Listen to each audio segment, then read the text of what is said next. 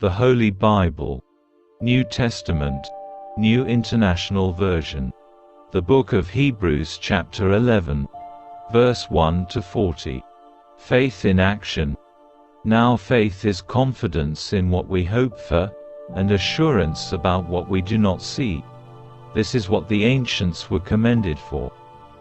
By faith, we understand that the universe was formed at God's command, so that what is seen was not made out of what was visible.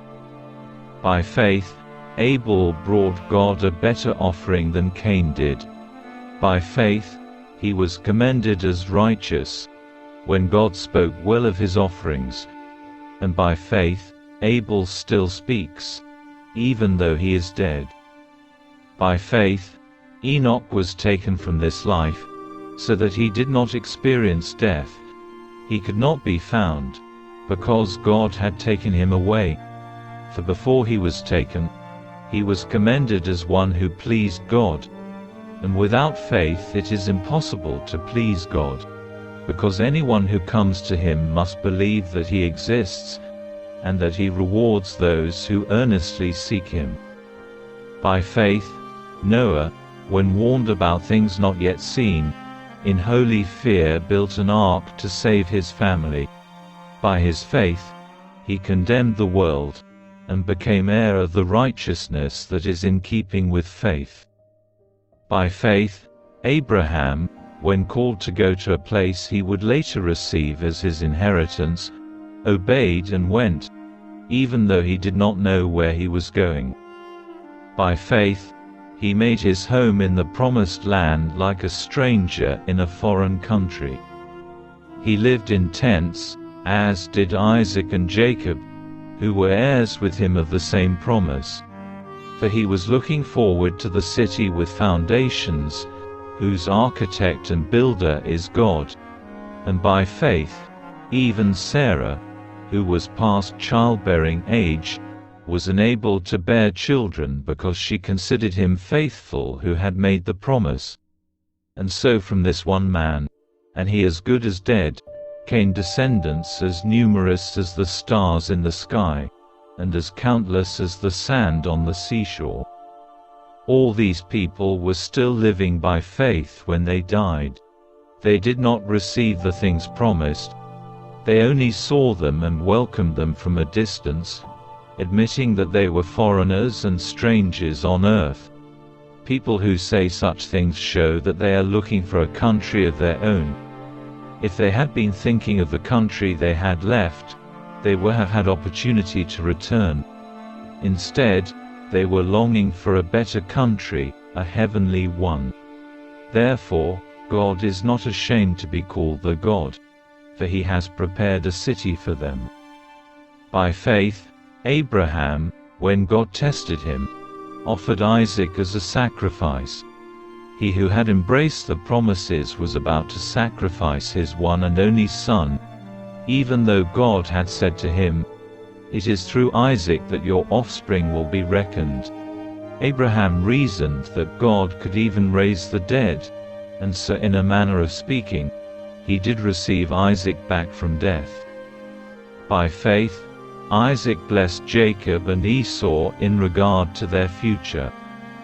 By faith, Jacob, when he was dying, blessed each of Joseph's sons, and worshipped as he leaned on the top of his staff. By faith, Joseph, when his end was near, spoke about the exodus of the Israelites from Egypt, and gave instructions concerning the burial of his bones.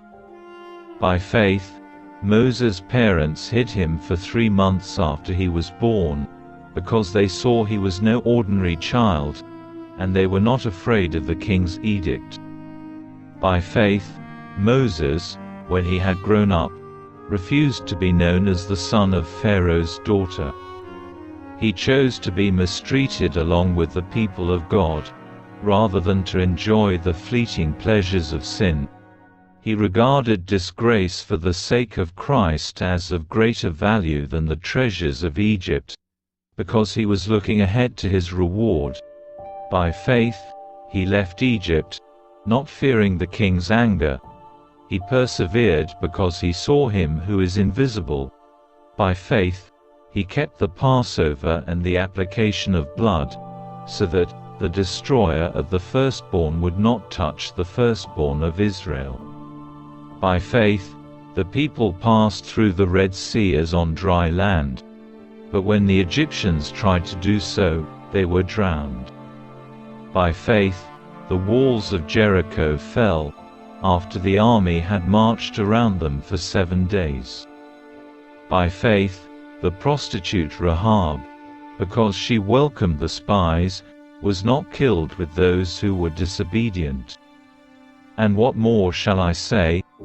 I do not have time to tell about Gideon, Barak, Samson and Jephthah, about David and Samuel and the prophets, who through faith conquered kingdoms, administered justice, and gained what was promised.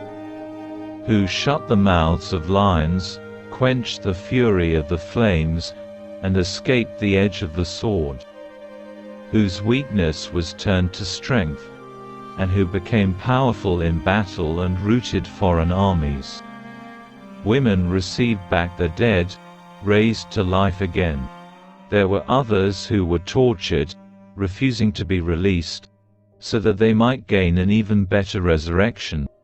Some faced jeers and flogging, and even chains and imprisonment. They were put to death by stoning. They were sawed in two. They were killed by the sword. They went about in sheepskins and goatskins, destitute, persecuted and mistreated. The world was not worthy of them. They wandered in deserts and mountains, living in caves and in holes in the ground. These were all commended for their faith, yet none of them received what had been promised, since God had planned something better for us, so that only together with us would they be made perfect.